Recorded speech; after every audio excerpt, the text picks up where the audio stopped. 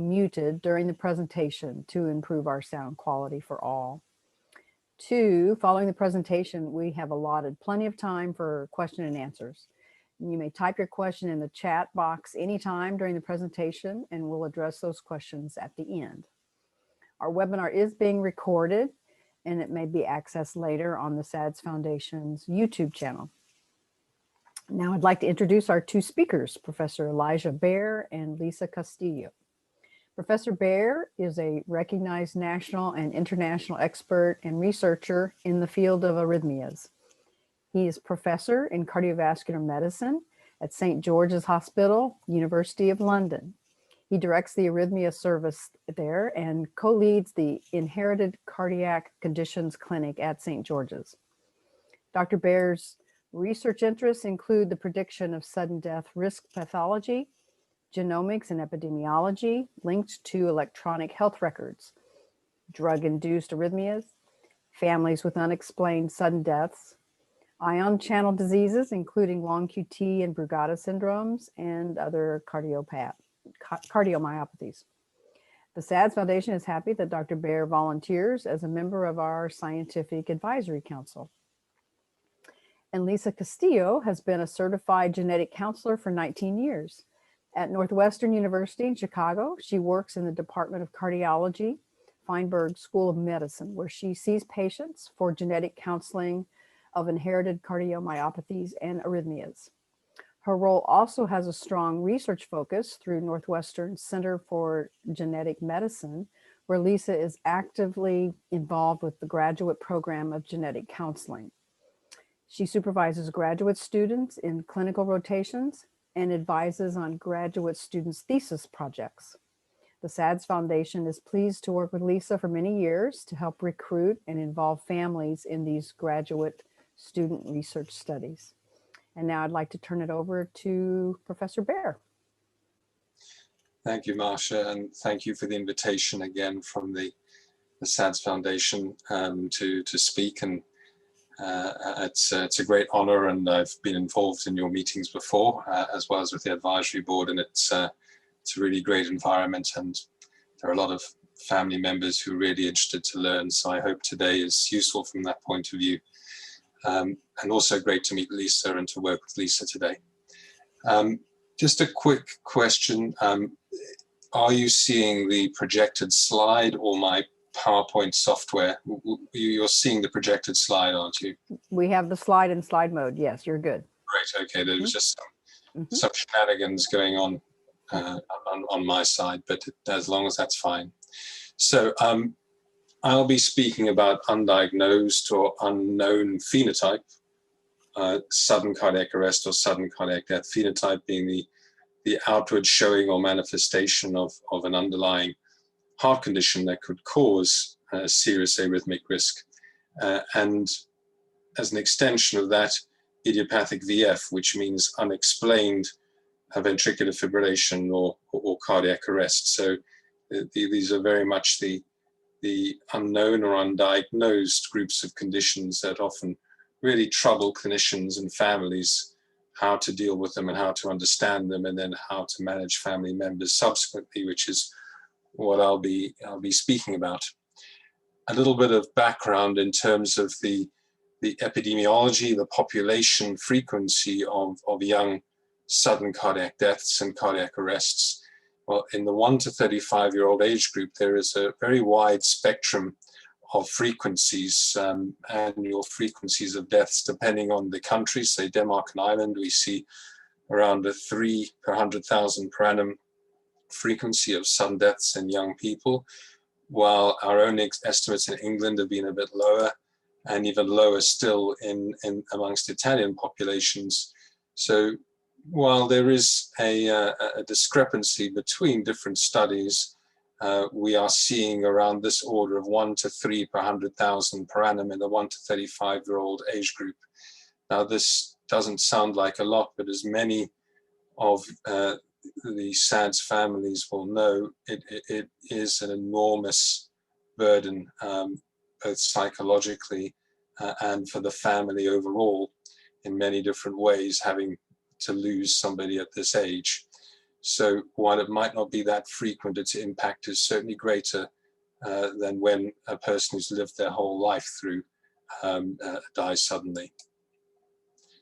In terms of the causes of these young sudden deaths, well, this is information from an Irish survey along the y-axis. So this axis over here, we've got the percentages or proportions, and here are the causes along the bottom, the x-axis. And you'll see that a number of these, in fact, the majority are potentially inherited or genetic causes, which is why we particularly need to evaluate the family and look at genetic testing in post-mortem cases. So these are the cardiomyopathies, ARVC, dilated cardiomyopathy, DCM, hypertrophic cardiomyopathy, and left ventricular hypertrophy. These are the heart muscle disorders that may be found. There is also aortic dissection or rupture that may cause sudden death and have a genetic basis, and premature coronary artery disease due to familial hypercholesterolemia, increased blood cholesterol and lipids that have a genetic basis for it, and maybe a familial condition as well, therefore. The group I'll point out to you last of all is this one that's known as SADS, sudden arrhythmic death syndrome, or autopsy negative sudden death, or sudden unexplained death. These are the cases where autopsy and subsequent testing such as toxicology, testing for any evidence of poisons or overdoses, have all been proven negative, and the cause of the sudden death cannot be explained. So I'm going to go through that process now of how we try to start explaining an unexpected sudden death. And the initial pathology is very important, and this will be undertaken in the UK by the coroner, in the States by the coroner or the medical examiner, depending on your state.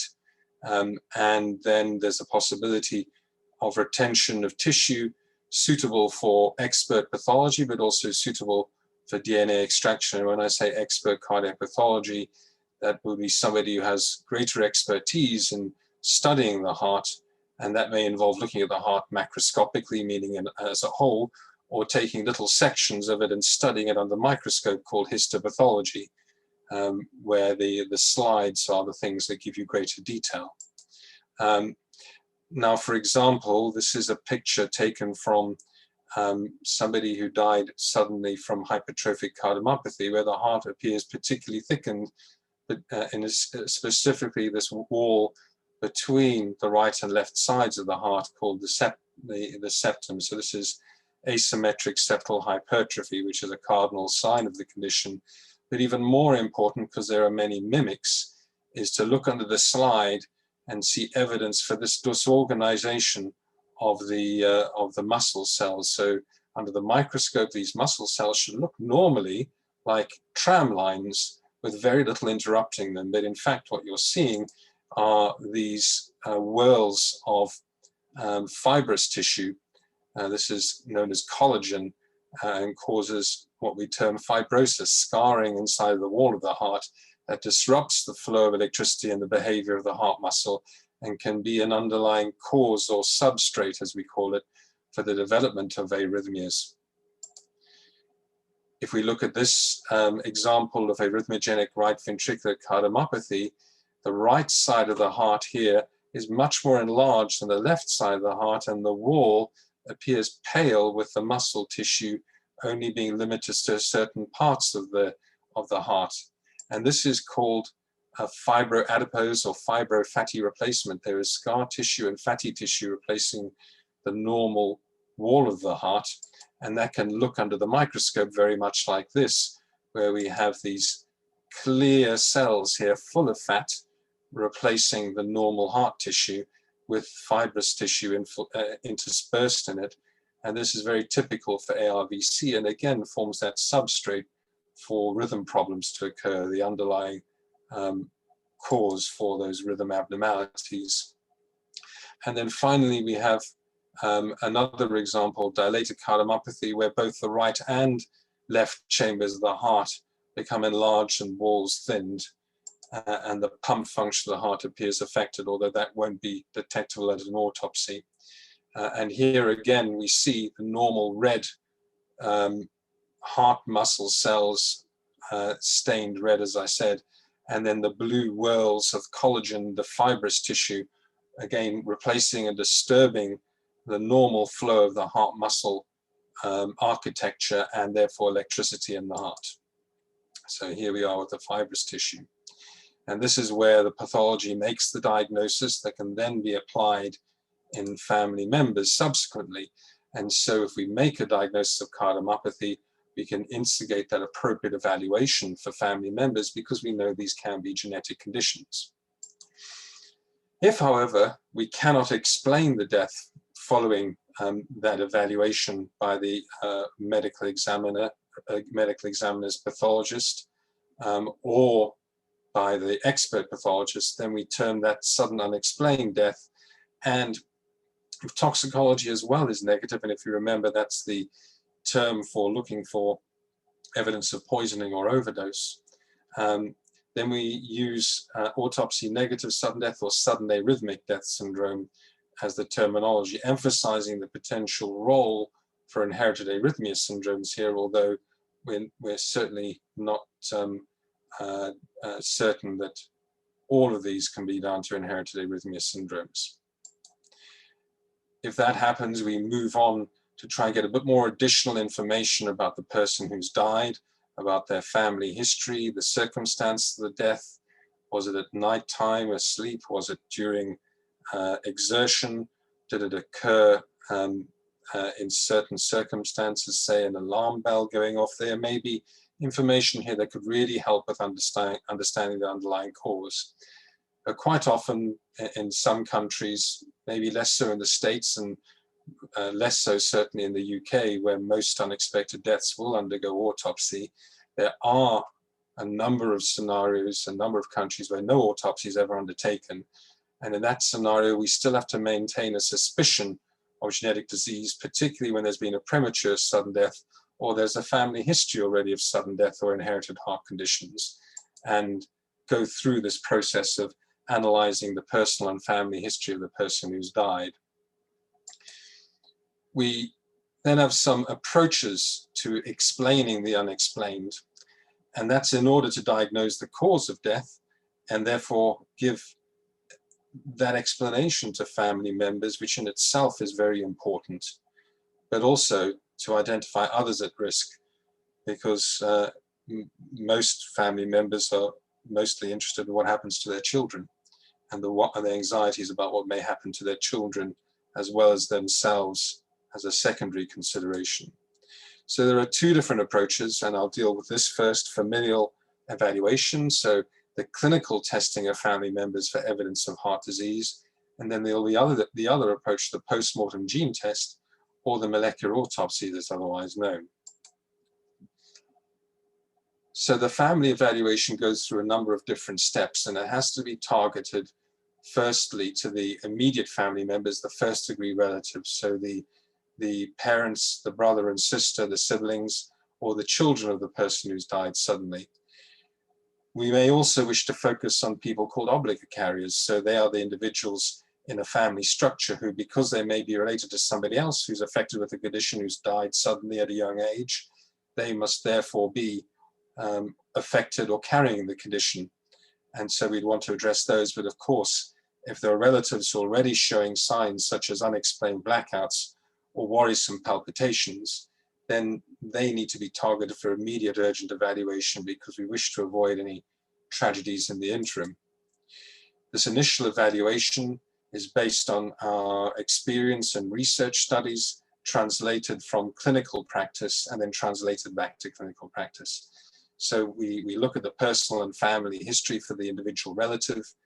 We do a physical examination and arresting ECG with what we call high right ventricular leads or high precordial leads. This particularly addresses the diagnosis of the condition de Brugada syndrome.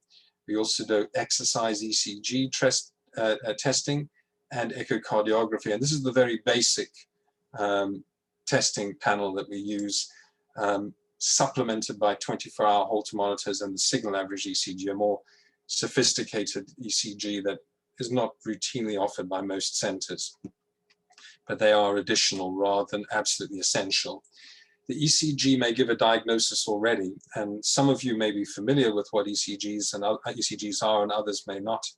So I'll try to explain it. This is the electrical representation, or this is the graphic representation of the electricity going through the heart over time. So it's voltage going through the heart, millivolts, whilst time is going across the bottom there. And 5 big squares is 1 second. So we're seeing several heartbeats over through here, and which is what each one of these spikes. And the doctor will look at these and they may immediately say, well, there are abnormalities here. The T waves look very big and broad. And the QT interval, we've measured it and then we have corrected it for the speed of the heart rate. And that QT interval is long. The QTC value is excessive. And anything over 480 for certain is going to be of a concern in the setting. And so we've made a diagnosis there of the long QT syndrome based on the resting ECG alone. The Brugada syndrome is another important condition that we look for. And this is an example of a patient with the condition. You'll see here the ECG leads, they're called V1 and V2, and these overlie the breastbone.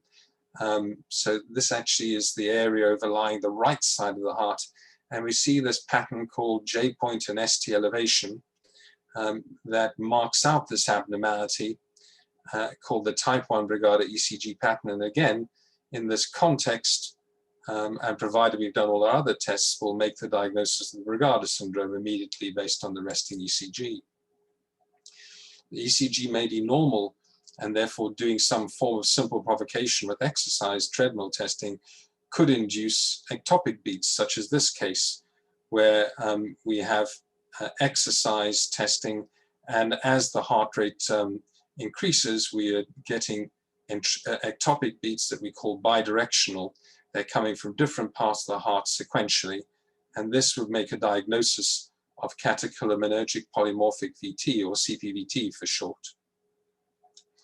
If we've not been able to make the diagnosis on this initial evaluation from very basic testing, then we may then consider additional tests, an epinephrine challenge test. So this is adrenaline in old-fashioned terminology that may be useful in provoking signs of long QT or CPVT. I don't use it personally. I actually find it very non-specific and creates more issues than is useful.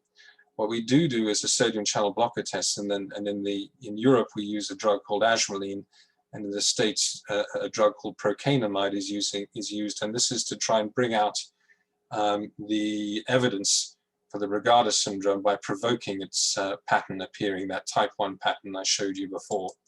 And this is an example of a sodium channel blocker test. You can see the baseline on the left, the ECG is normal. You can take it from me, it looks normal. And then we see this change that I've shown you already, this elevation of the ST segment, this change of the baseline going from flat to raised or elevated. And this sodium channel blocker test was done in the brother of the person I showed you already. So this makes the diagnosis in the brother of Brugada syndrome. Now, we may have some suspicious ECG changes that suggest that the right ventricle or the right side of the heart is abnormal, which may also suggest Brugada syndrome, but it may also suggest another finding, cardiomyopathy, in particular arrhythmogenic cardiomyopathy, which we sometimes see occurring in families even if the autopsy has been negative. This is maybe because the autopsy cannot be absolutely perfect in excluding very subtle heart muscle diseases that can still cause a risk of sudden death in a young person. And so we have a very low threshold for doing cardiac MRI testing, and even an even lower threshold if we've already seen an abnormality on the echocardiogram, which is why echo is a very important basic test for us as well. So if we've made a diagnosis, what are the next steps? Well, we've got a lot of guidelines about how to manage families, and I won't go into those. But we can also instigate genetic testing targeted at that particular diagnosis. And if we get a positive result, offer what we call cascade genetic testing to family members But of course, because there's a clinical diagnosis, we can still use clinical tests for family members. So once you've made a diagnosis, you've got something to look for in family members, and then be able to assess them for any risk for sudden death. If a diagnosis isn't made, and there is an asymptomatic, fully grown adult in front of you, then we tend to discharge them from care with the proviso that, of course, if they have any suspicious symptoms or the family history changes in any way, that they need to come back and see us immediately. If it's a child of somebody who's died suddenly and unexpectedly, and we've got no explanation still, we will follow up the child in case we see something called age-related expression of disease, meaning that as they get older, there's a greater chance of seeing evidence of that, of the condition. Now, we do that protocol very comprehensively in the UK at our particular institution. And because of that, we actually have quite a high yield compared to others for finding genetic disorders. In fact, we've got, this is data from around 300 families that we saw and reported a few years ago. Around 58% of families will have a negative evaluation on the clinical testing with targeted genetic testing. 28% will have evidence for Brugada syndrome, and a lot of that's driven by using provocation testing, the Ashmolean test I mentioned to you, quite systematically. And then we also have long QT, CPVT, cardiomyopathy, and some other of the channelopathies, the electrical disorders, such as premature conduction disease and overlap syndromes present. So we do get a significant yield if we're very systematic about it and offer families the full range of tests. Now, I just want to move on now to how the molecular autopsy, the post-mortem gene test, may help.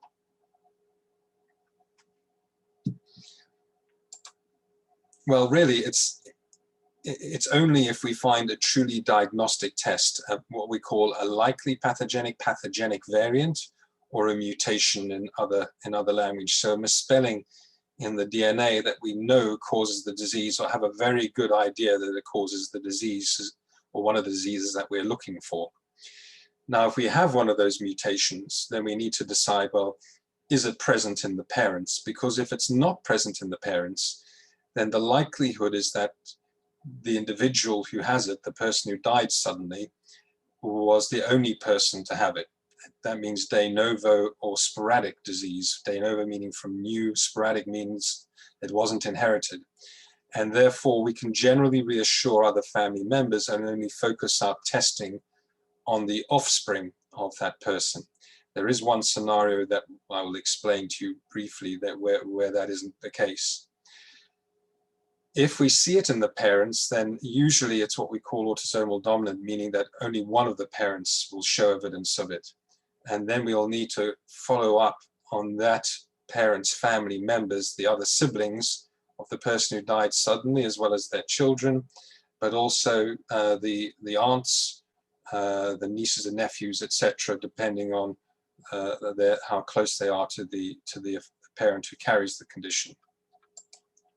Now, I'm just going to show 3 short scenarios from our previous studies just to explain how that works. And you're going to get more detail of family studies from Lisa in her talk. But this is what we call a pedigree. The parents are at the top, the children are at the bottom, and a square is a father or is a male, and a circle is female. So we have the mother and father here who are both clear. So they have a white clear box, and they've got minuses next to them, meaning that they don't carry a mutation. What we found in the 3-year-old who died suddenly in the playground whilst running around was that she carried a variant in the ryanodine receptor gene RYR2 that's consistent with the condition CPVT, and that was only present in her and not present at all in her parents. So this was de novo or sporadic disease, and we're therefore able to give reproductive advice to the parents that is reassuring about risk for future children. This is an example of a family where a son has died suddenly, age 39, in his sleep, His brother was found to have Brugada syndrome and to carry a sodium channel mutation that the SADS decedent carried, as did his mother, excuse me, who also carried the Brugada syndrome. If you then see the lower level here, we've got two nephews of the decedent who carry the gene but aren't showing signs of the disease, but will need to be monitored in the future. So this is an example of cascade testing. And finally, then there's a more rare situation where we find that the deceased individual, in this case, a 6-year-old boy, also unfortunately who died in the playground during exercise, and carried a CPVT mutation. We found evidence for CPVT in the father, but only a very mild form, and we really struggled to show any to find the same genetic variant in him. But by using newer sequencing technologies, we're able to show that he partially carried it, called a mosaic, which meant that he could pass it on to his daughter, who thankfully wasn't affected and didn't carry it. And there aren't any other family members who can be affected by it unless he has more children. So we have a slightly different scenario there. I just want to show you the results from our molecular autopsy and family studies from over 300 families drawn from the UK, New Zealand, Denmark, and the Netherlands, where we looked at 77 genes linked to cardiomyopathy and electrical diseases such as long QT, Brugada, and CPVT. And we studied these 300 cases, and they very much paralleled the experience of other centers and other groups. The common age is in the 20s, the average age is in the 20s with a widespread, male predominantly. Circumstances of death are usually sleep and rest, with only a proportion during exercise and emotion, and with only a few having warning signs such as a family history of sudden death or blackout, syncope prior to their death. So in fact, most, you wouldn't have suspected an underlying risk for sudden death before it happened.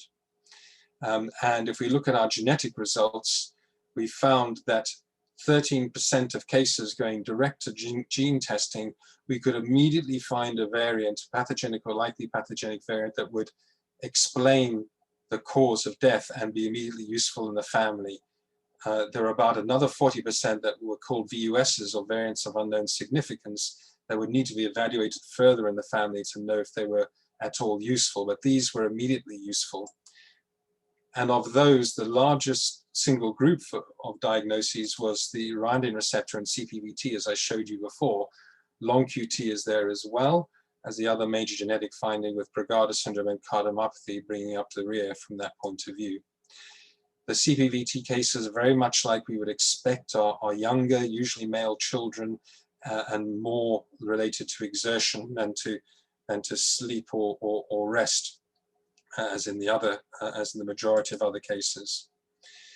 And we took around 80 families that we were able to see at the same time as doing the post-mortem genetic testing in their loved one. And we were able to see that from the family, where we could make diagnoses already based on clinical testing, by adding in the molecular autopsy, we were able to increase the diagnoses, increasing our long QT diagnoses, our CPVT diagnoses, making more cardiomyopathy diagnoses, and increasing the yield by another 50% by combining both clinical and post-mortem genetic testing into one comprehensive package for a family. So that's a setting of unexpected sudden death, or SADS. I'm going to move on now to a sudden cardiac arrest survivors, so where they have not succumbed to their ventricular fibrillation, but have managed to be defibrillated back and recovered to be evaluated. And we're talking about today idiopathic VF, where no cause can be identified. The ECG is normal and nothing else is attributable. And that means we have to exclude a lot of other causes that we can then act upon, whether they're genetic or not genetic.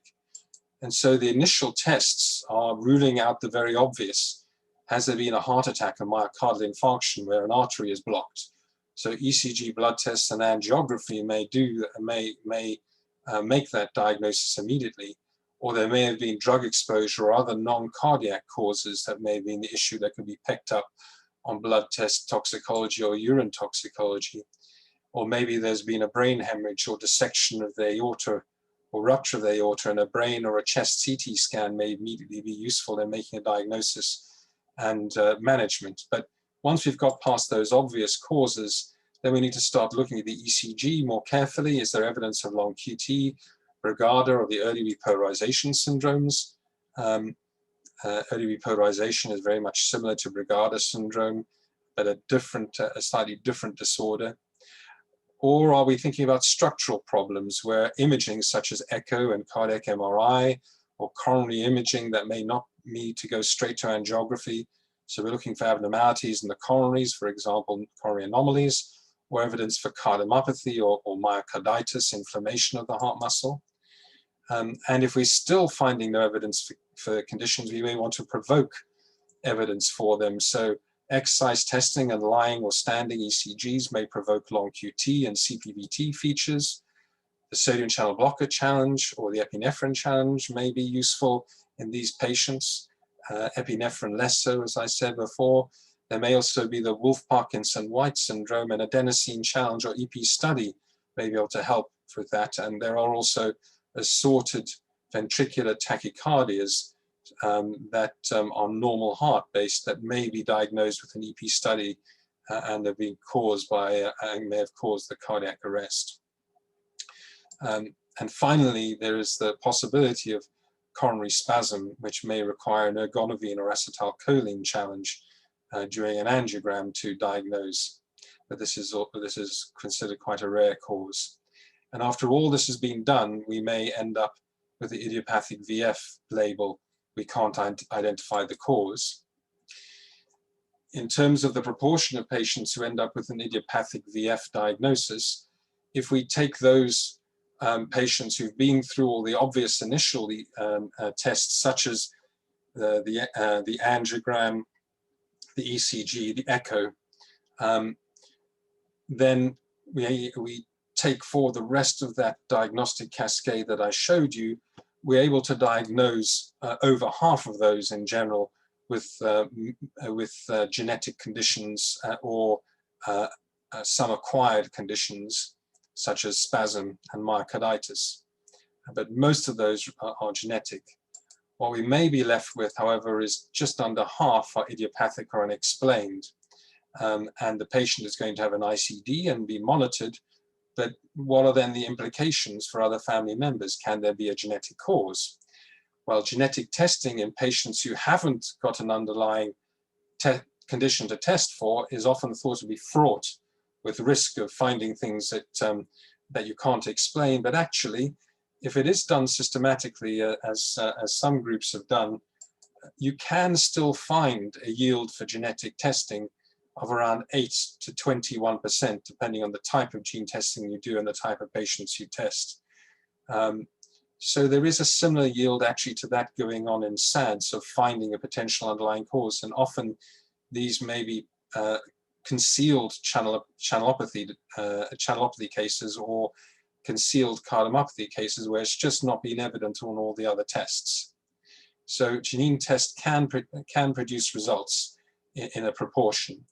Well, what about looking at family members if we're concerned about genetic risk? Well, there have only been a couple of studies so far, one of which has been reported this year by our group, of looking at family members of idiopathic VF survivors. And so we started off here with 96 idiopathic VF patients who've had a minimum assessment of that ECG, imaging, structural imaging, exercise testing, and sodium channel provocation testing. So that cascade of most of the tests that I mentioned to you. And we've come away with no underlying diagnosis. And we looked at over 200 relatives from these 96 families, and all of them had to have undergone an ECG. But as you'll see, a large proportion had also undergone echo, exercise testing, a small number MRI and sodium channel blocker testing. So not as comprehensive as we've done in SADS families. And you'll see the yield is a lot lower than in SADS families. 196 have no diagnosis, and we only have a diagnosis in the minority, 3 with positive sodium channel blocker tests, and 2 having a particular genetic test result that is found amongst families of Dutch origins because of something called a founder mutation that's pretty much restricted to Dutch people or people of Dutch ethnic origin. And this group happened to include a Dutch group as well. So much lower yield where gene testing did help, and sodium channel blocker testing also managed to diagnose Brugada syndrome. So this is a family where we've got a young man who's had an idiopathic VF cardiac arrest, and his ECG is pretty much normal.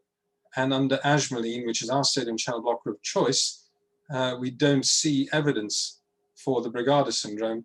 But then his father has an ECG which is a bit suspicious and has that type 1 pattern on his ajmaline provocation test. So we have a young man with unexplained cardiac arrest and his father with Brugada syndrome, which is an interesting point for discussion. How are these related? We also found this early repolarization pattern, which is a bit like having the same J-pointer ST elevation in a different part of the heart from Brugada syndrome patients. So rather than the front of the heart, it's the bottom of the heart, the inferior part of the heart as we call it. And the early repolarization pattern is quite a common finding amongst young people, but it was much more common amongst the relatives of patients who already had the early repolarization pattern following their cardiac arrest. So we think there may be a relationship between this pattern and Brugada syndrome in unexplained cardiac arrest patients and their family members. And that needs to be researched a lot more clearly.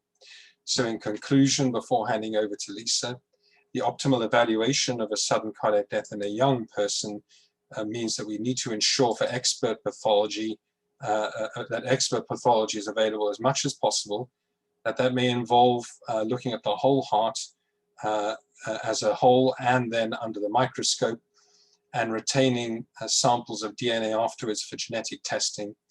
The optimal evaluation of a sudden cardiac arrest survivor is to do a comprehensive evaluation of that person, much as we want to do a comprehensive evaluation of pathology in the person who hasn't survived, using ECG imaging and provocation testing. In terms of evaluating the family, we focus on immediate relatives, symptomatic patients, and those obligate carriers I mentioned to you, people who have to carry the disorder in a family because of the way it's been inherited in a family. We use those sodium channel blocker or class 1 blocker tests, procainamide or ajmaline, and we use cardiac MRI. And in SADS, we get a yield of up to 40%. In idiopathic VF families, the yield is lower, and we're obviously concerned about what this means for concealed Brugada syndrome in family members. And as I said, this needs more research. There is also a role for genetic testing using these new next generation sequencing technologies that are allowing for greater cost efficiency and high throughput, where we're able to find a likely cause in SADS and idiopathic VF survivors that can be really useful for understanding the cause for families, but also for finding other family members who are at risk, and that it works synergistically with family evaluation. It improves the general yield, although we need to understand that better in idiopathic VF at this stage.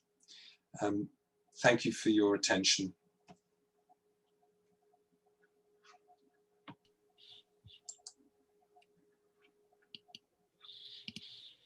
So Lisa, I'll hand over to you. Okay, can you guys see my presentation? Yes, okay, very good. Thank Perfect. you. Perfect. All right, just had to get it going. First of all, I wanted to say thank you so much for asking me to be part of this webinar today. It's always such a pleasure to work with the SADS Foundation. I've worked with you guys a lot, and thank you for including me on this.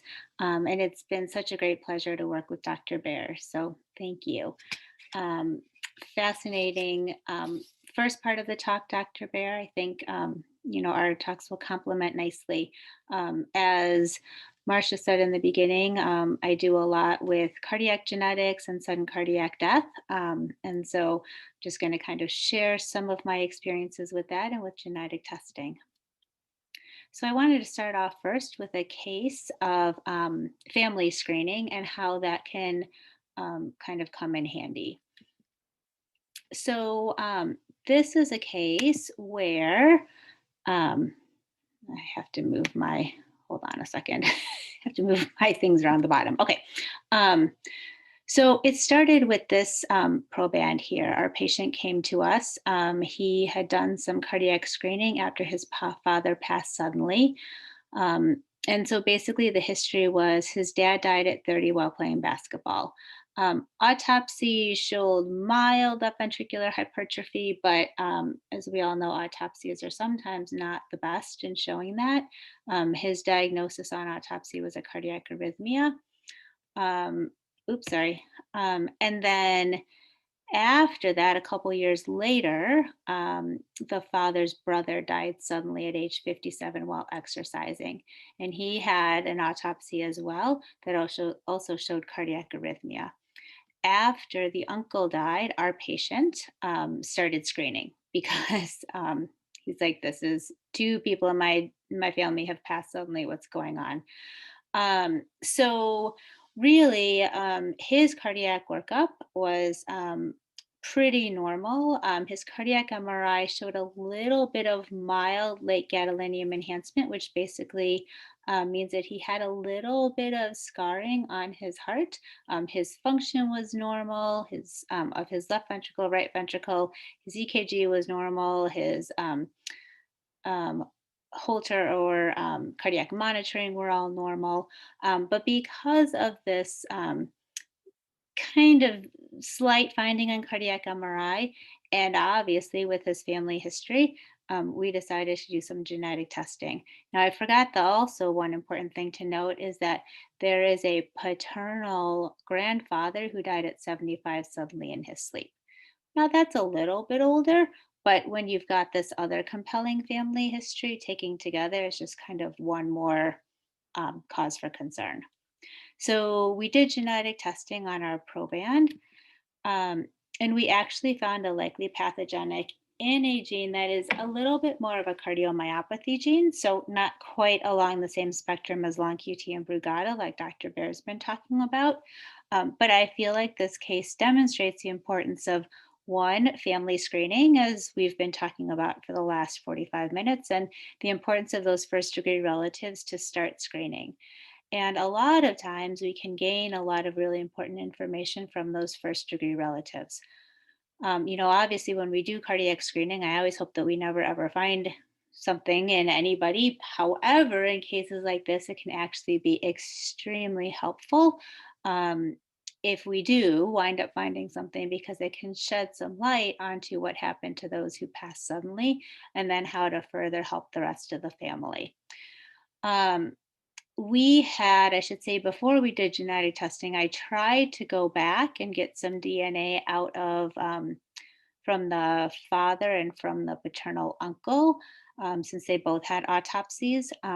I was able to get some from the father. However, the clinical testing labs deemed that it was not a sufficient quality up to their test standards that they needed. And so they were unable to do genetic testing. So that was kind of unfortunate. And so that's why, again, we wound up kind of testing our proband initially because I could not obtain any DNA from anyone else. So now we're sitting here with this particular gene that, again, can go along with cardiomyopathy. However, you can also get bad ventricular arrhythmias prior to cardiomyopathy onset. And so this, we do feel like it absolutely could explain what happened to his dad and his paternal uncle. Um, I kind of wanted a little bit more information as a guarantee. I knew I couldn't get DNA from either of those two who had passed because I had already tried. And so other family members sought to get genetic testing as well. And it turned out that we had two more people over here who were found to actually also carry the FLINC mutation. And so I now know that yes, Dad absolutely, definitely had it. I had kind of assumed that. However, now that I know his brother has it, he definitely had it. And I can't obviously be 100% certain, but I'm 99% certain that this brother also had it. Now, the benefit is that we now know what to look for in the rest of the family. And so we can now follow the particular protocols based on the gene of how we need to be evaluating family members for what phenotype and where to go next. So I kind of want to walk through a little bit about genetic testing and how it can be helpful. So first of all are just the logistics of genetic testing. So in the world of genetics, we always want to try to initiate genetic testing in an affected family member first. So that is typically going to be the person who has the condition. So that's going to be the person who has died, um, or a family member who also has features, some clinical evidence of a condition. And so, first of all, when we're talking about the affected family member being the decedent, it brings up the importance of appropriate samples being saved when that affected family member has died suddenly. Unfortunately, in the United States, that is much easier said than done. And so there have been, I'm going to talk about, I'll come back to this a little bit more at the end. But we have been trying hard to make a push to get appropriate samples saved.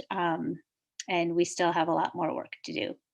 And so then that winds it up why it comes back to family members, the importance of clinical evaluations, obviously for all the stated reasons we've been talking about, but also that it can help us in facilitating appropriate genetic testing for the rest of the family if we actually do find an affected family member. They become the initial person to do that testing. And then there are some cases where if you do genetic testing in a family member, you can then confirm if you find a pathogenic or likely pathogenic mutation in the family member, you can confirm it in the decedent because typically a smaller amount of DNA is required to just look for that one particular site. And so sometimes you can get a little bit of DNA from the decedent, and that's enough to go ahead and confirm it. In the family I described, I was able to confirm it kind of as a roundabout way, which is obviously better than nothing. But if you can confirm it, that is really the best. So genetic testing panels today, there's lots of considerations as far as which panel to use, where to go to, what to use. Insurance and cost plays probably one of the biggest roles. The actual panel and what you are looking for and trying to get out of it is also equally important. Not all panels are created alike, and it just really depends on what the clinician is wanting to get out of it and the information that they need. Genetic testing reports is another thing to consider. They all look completely different. Some give a lot of information, some give less. And so it depends on who's going to be interpreting it, who's comfortable with what type of interpretation, and where to go from there. The most important thing to remember is that the more genes you test, the more variants of uncertain significance you're going to get because we all have changes in our genome. That's what makes us different, which is great. Some of those changes are really rare, and that's also good. But those rare changes are going to be reported out as variants of uncertain significance. And so sometimes it can wind up with some ambiguity as far as if you find something in a gene that's not really associated with the phenotype, how does that get handled? And then there are some cardiac genes that, we once thought, gee, they're really only associated with one condition, say Brugada syndrome. But then the more you do genetic testing, it turns out, oh, gee, actually some mutations in those genes might also be associated with dilated cardiomyopathy. And so those types of conditions would actually significantly alter medical management for those patients as well. So just to give you an idea of what some of the panels look like, these I'm not I'm not advocating for any one company. I'm just kind of showing a spectrum of what panels look like. So you can see some of the panels, this is just a straight up, just testing for the arrhythmia genes. So these are the Brugadas, the long QTs, the arrhythmogenic right ventricular cardiomyopathy. This is kind of a smattering of what different panels look like today. Some companies you kind of can get one big panel. A lot of companies you can just say, I just want the long QT genes, or I just want the Brugada genes. And those are within this big panel, but you can say, I just want, long QT, and just pick those X number of genes. Some companies actually do like one panel, you can add on different panels. Again, it just kind of depends on what you're looking for and how much information you want to get or need to get. We're not really focusing on cardiomyopathy, but I always like to show, again, difference in panel size, some, bigger, some more kind of select genes, again, a primary panel, add on different genes type of panels.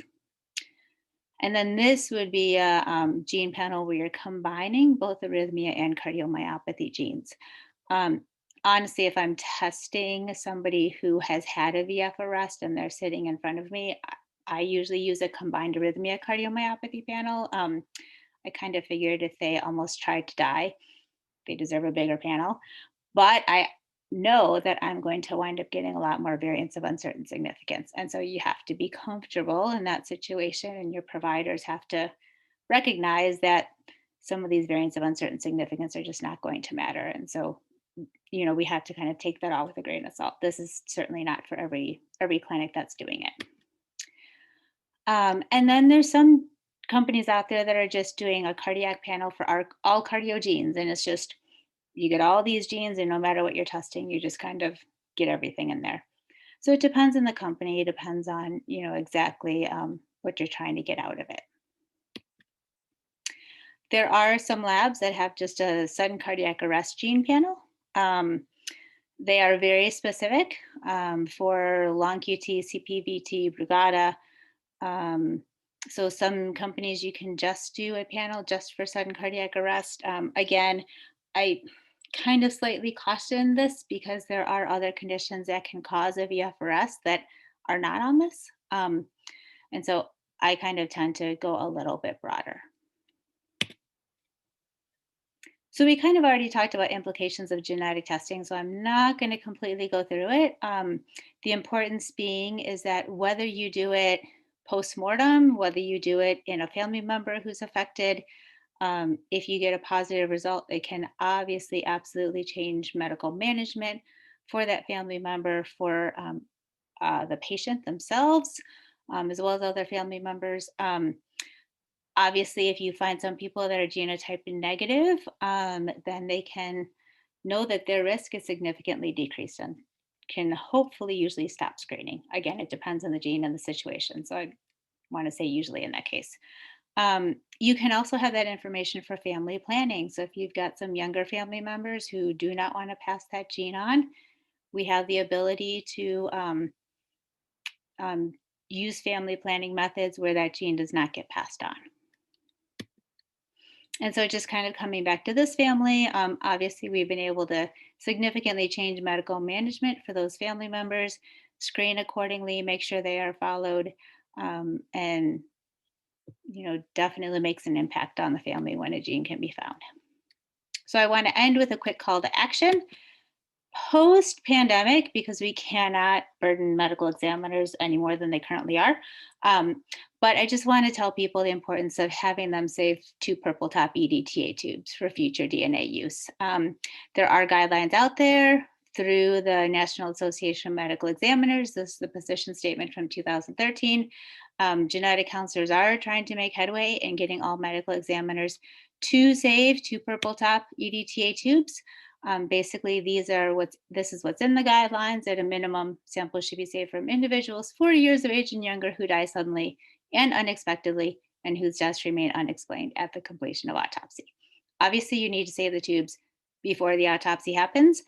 That's kind of where the difficulty comes in, is you don't know that it's an unknown cause until the autopsy is done, and then the blood is already done. So really, they have to be saved beforehand. These are kind of the different instances where they are recommending to save those 2 purple top tubes. But call to action, genetic counselors, we can't do it alone. We really do need people out there trying to get medical examiners to save these tubes. It's really, really, really, really important. And that is it. I will stop my screen share so that we can take some questions. Thank you very much, Dr. Behr and Lisa. And we do have a couple questions already posted, and so we'll start with those. If anyone has additional questions, please feel free to post them in the chat, or you may also unmute yourself and ask it verbally. So from Carl, you alluded to VUS findings on molecular autopsy. Several studies have addressed the time and costs associated with chasing down the meaning of a putative mutation in a process that is already cost prohibitive in many settings. Are there any guidelines in Britain or US, to your knowledge, that assist the clinician and families to deal with these findings? Should I go first on that? Go ahead, Elijah. Yes. Hi, Carl. Thanks for the question. Well, in the Britain, we have what you may either consider a good thing or a bad thing, a socialized health system. And genetic testing is covered now under a genomic testing, a genomic medicine strategy. That means that all tests are covered by governmental funds, and therefore the costs of doing the additional tests for the VUS are also covered. Having said that, they're actually a relatively small cost compared to doing the actual initial panel or gene test to begin with. And those costs in themselves have come down. In the UK now, whole genomes can be obtained at around, through these governmental sources at around £500 or $600-700 for clinical use. And I know that that some of your companies in the US are offering comprehensive cardiac gene testing for around $200 or $300. So I think the costs that were thousands a few years ago are now rapidly dropping, and therefore the cost benefit for doing genetic testing and then the cheaper predictive testing subsequently is actually becoming a more attractive equation. And it's a lot less expensive than doing repeated clinical tests as follow-up in family members if you can actually make a diagnosis or exclude them from follow-up. So I think as technology has improved, we're actually finding that that there will be cost savings and benefits rather than costs. Yeah, I would absolutely agree. Unfortunately, we do pay for our medical care here in the US. However, that being said, we do pay through taxes. That's not, right. It's certainly not free. yeah, exactly. But you know, I would say so. Even in first degree relatives, you know, all of the screening that Dr. Behr had already laid out, that should already be done, irrespective of whether there's a bust in a postmortem sample or not. So the vast majority of the screening that is recommended, even if a VUS is found on postmortem testing, will always wind up occurring no matter what. And then that information can then be incorporated into assessing whether we feel more or less suspicious about that variant of uncertain significance that might be found in postmortem testing. And so, you know, if I will say we have certainly done some where we find a variant of uncertain significance in postmortem and then go to parents, for example, to see if they have it, to see if it's de novo, because certainly Dr. Behr showed some cases where it is de novo. And having that information can be extremely useful, because then you have the ability to essentially let some people off the hook for those who are negative, and you can turn that VUS into a pathogenic. And so then yes, other family members don't need the constant screening that we would otherwise be recommending. So I agree that with genetic testing, the prices are absolutely coming down. When I started doing this 16 years ago in cardiology, I was testing for like 3 genes, and it was gazillions of dollars, and trying to get a person to do the testing. And I'm like, it's going to cost you about $6,000. Does that sound good? I mean, my uptake was like 0. No, thank you. Um, it's so much better now, and it's getting so much more competitive. It's going to keep going down. Okay, thank you both. Sandy asks, if an adult has a sudden cardiac arrest, survives, found to have negative angio and no obvious etiology from electrophysiologist, and has an ICD implanted, do I understand correctly that they are just followed? But are you suggesting that they should have genetic testing and children be tested as screening as well? Yeah, so the person if they have that label of idiopathic VF, the person should be followed. Anyway, we sometimes see a proportion of people will actually develop a sign of an underlying condition over time. Either their ECG or their echo becomes abnormal, Sandy, and can maybe lead to a diagnosis being made that could have a genetic basis to it. It just wasn't detectable at the time. And particularly with older cases where things like cardiac MRIs weren't possible because of the ICD being implanted early on and not allowing an MRI to be done at the time or subsequently. Having said that, MRI scans are now increasingly being used in patients with older ICDs in terms of the role for genetic testing, then, well, I think that's only just come out recently. So it's not been employed systematically in clinical use, but as I told you, there's this genomic strategy in the UK, but that actually means that we now have that as an accessible option for unexplained cardiac arrest survivors. And I think it's reasonable given the yield we saw there. I mean, an 8 to 20% yield, albeit that was a small and relatively small and early study. It does need to be be replicated, but it's the best data we have so far, and it does suggest that it's about as useful as doing a molecular autopsy in a deceased person, and we think that's useful.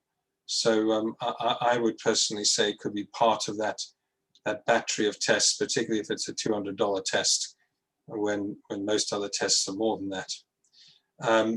In terms of evaluating the children, I think that's still an issue that needs more research, because while we did find a yield there from doing testing, it did require comprehensive testing in our cohort, and that's around 100 families. There are 96 families, and that's the biggest reported so far, and was from a few different centers, because most places don't do that.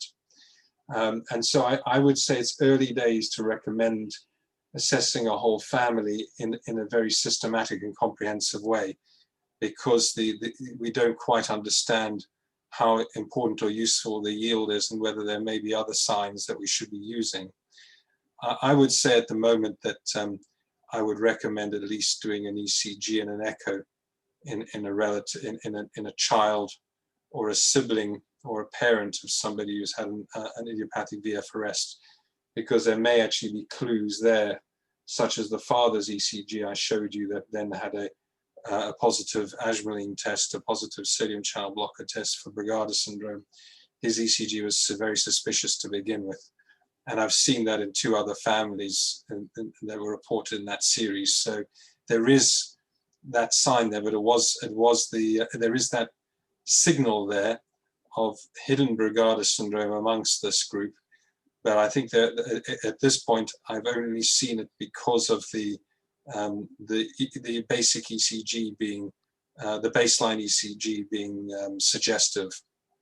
So I'm in favor of a limited amount of testing for immediate family members in this scenario.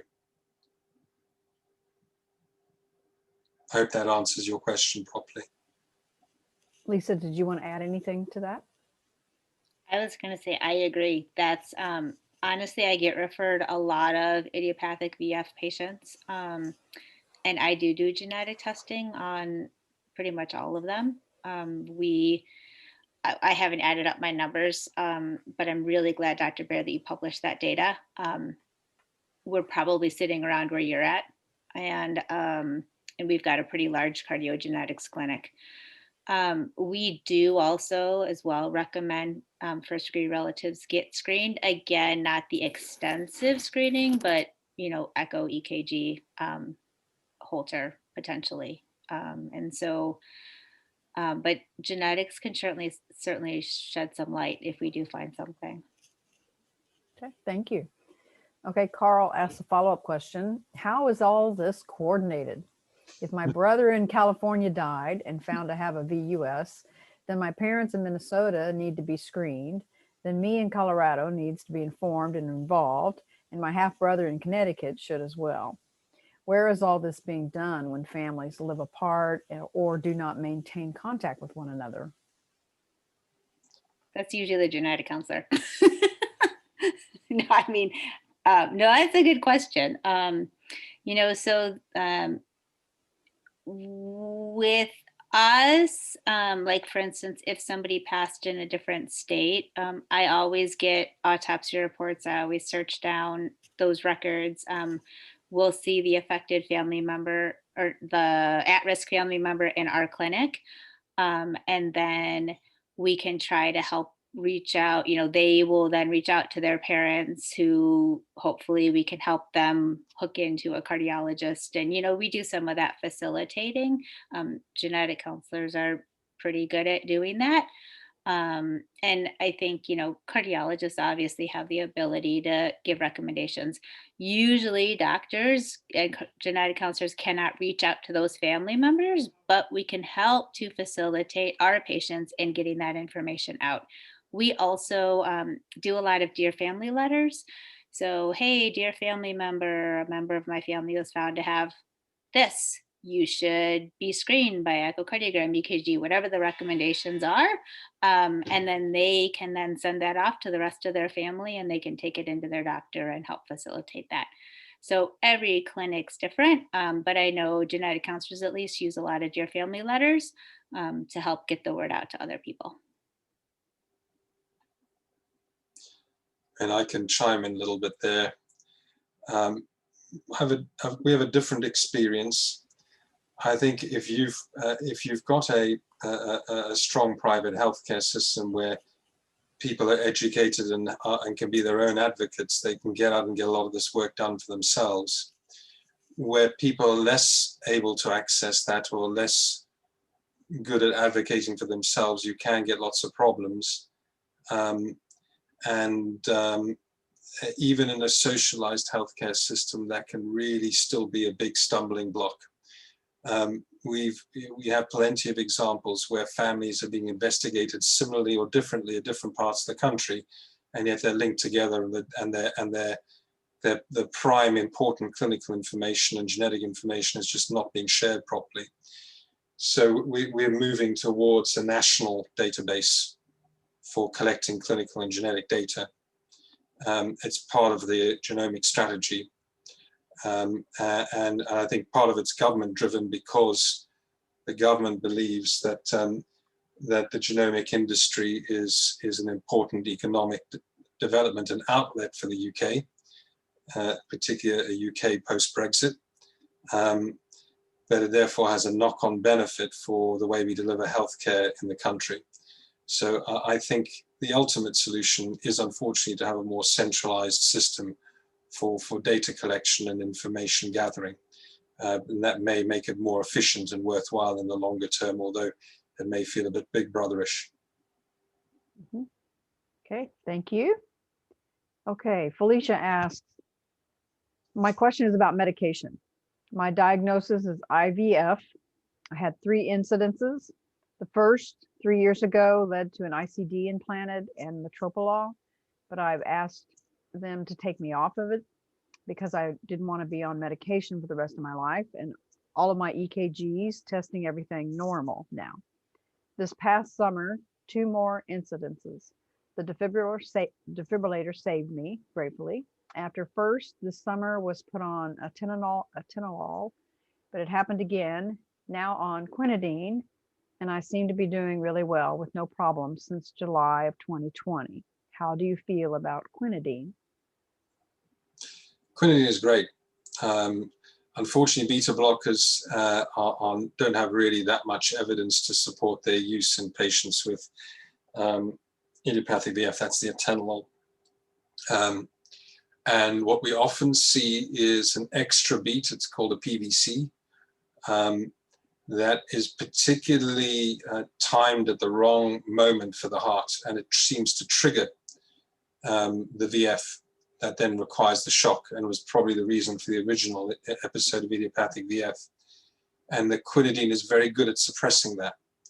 Now, quinidine is tolerable long term, but for some people, they get problems with GI upset, so they get diarrhea or stomach discomfort with it. It may have some effects on liver or blood counts that recover if you stop the drug, but it means you have to stop it, and then the risk returns. So the other option is, if quinidine doesn't do the job in the longer term, or you have to stop quinidine, is to have an ablation of the ectopic beat, the PVC. So there is also a curative therapy available if medication isn't doing the trick. But yeah, I'm a great fan of quinidine. I've got a lot of patients on it. Okay, thank you. Let's see, from the iPhone person, my husband died age 34 when running at the park, collapsed, but 911 EMS never gave CPR instructions, but instead coded the call as a fall back injury, so no one came to help. 10 minutes almost, and 4 people stood around him, even though it was witnessed. He revived, no CPR, and the hospital was across the street, unfortunately. If he received CPR right away, what was his chance of survival? People say they don't do CPR because they're not trained, and 911 says bystanders not trained, so it would not help. But if an untrained person did CPR, is that true? If an untrained person did CPR, would that help, I guess? I'm really sorry to hear that. That's a really tragic story. Without really knowing what caused your husband to die, one can't necessarily be certain that it was a straightforward cardiac arrest. And when I say a straightforward cardiac arrest, that it was this rhythm ventricular fibrillation that would have responded well to defibrillation, to shock therapy. So there is a bit of speculation there to begin with. Now, CPR can increase the chances of survival, but the most important thing is to get the defibrillation. And so that's the sort of golden rule, as it were, getting the defibrillator there as quickly as possible. If somebody's untrained at CPR, they can do more harm than good. They can cause a lot of damage without necessarily helping the person. So I think, unfortunately, untrained CPR may not be so beneficial. Where they've had the best results from bystander resuscitation have been in places where they've had programs such as Seattle, where they had a long-standing program for training people and doing education in schools around CPR, and you get improved survival. But even despite that, the survival out of hospital isn't as good as one would hope. I think if you've got the best systems around, it's still around a 10-20% success rate to resuscitation and leaving a hospital. So unfortunately, there's still a greater chance of not surviving than surviving, even in the best of systems. Thank you, Dr. Behr. Okay, Kimberly comments, I had a sudden cardiac arrest in 2014 and had genetic testing shortly thereafter in 2014. I have 2 variants of unknown significance, one of which had a reported case with a sudden cardiac death.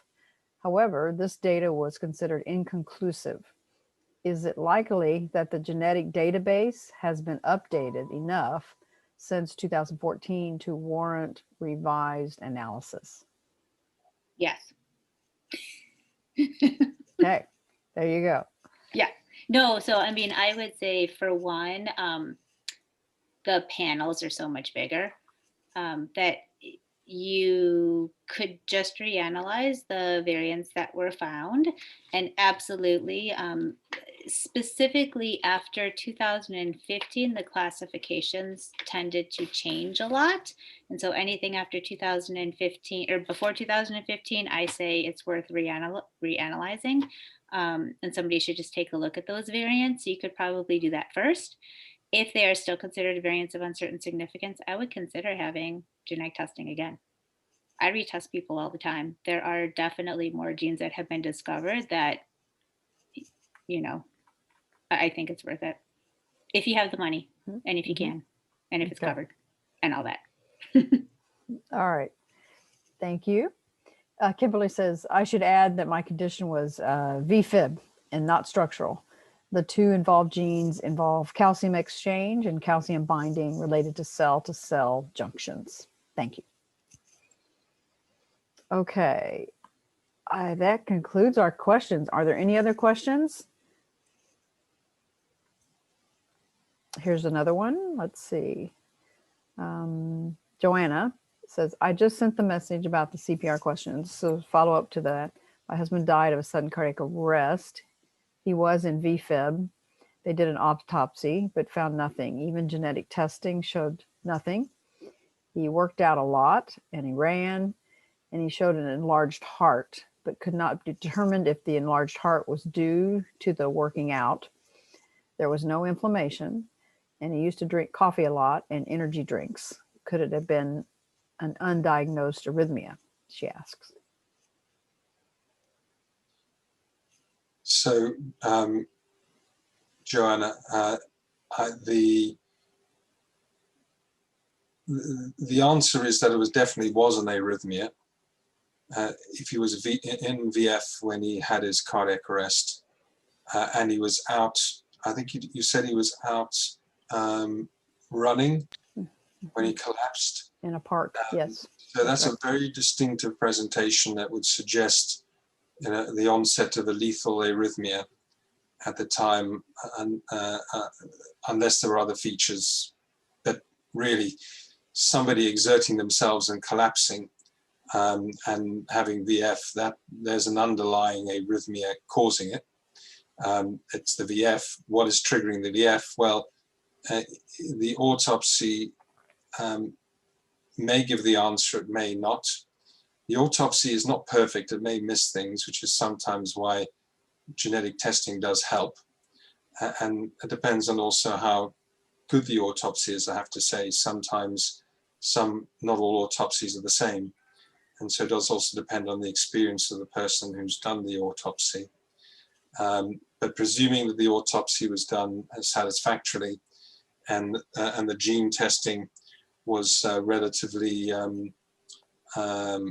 modern and interpreted in a modern way, much like Lisa said, that the newer panels and the newer data available do mean that we can reinterpret what was done in the past.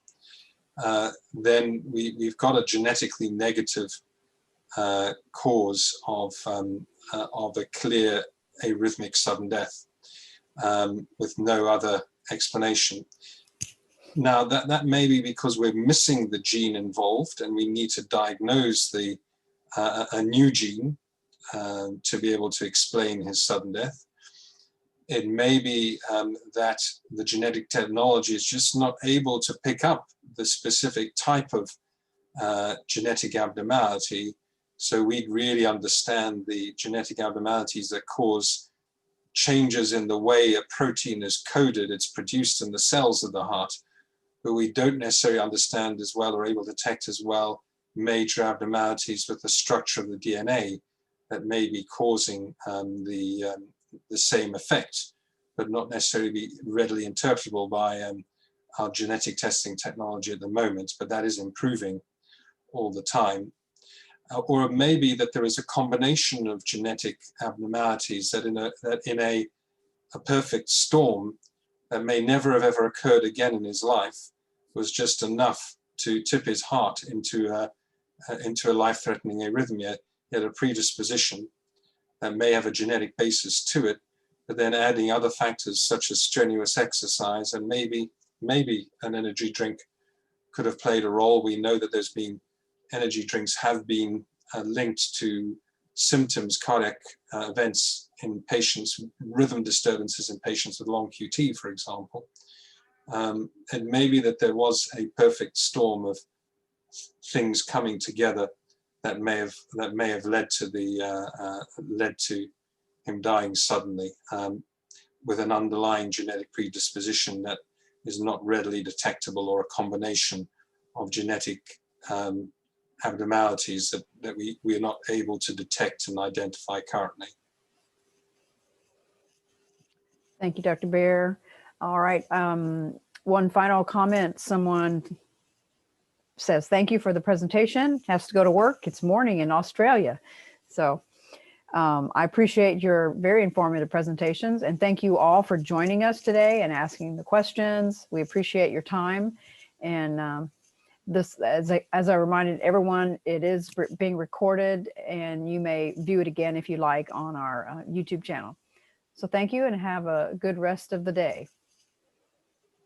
Thank you. Thanks, everyone. Have a good day. Bye. Keep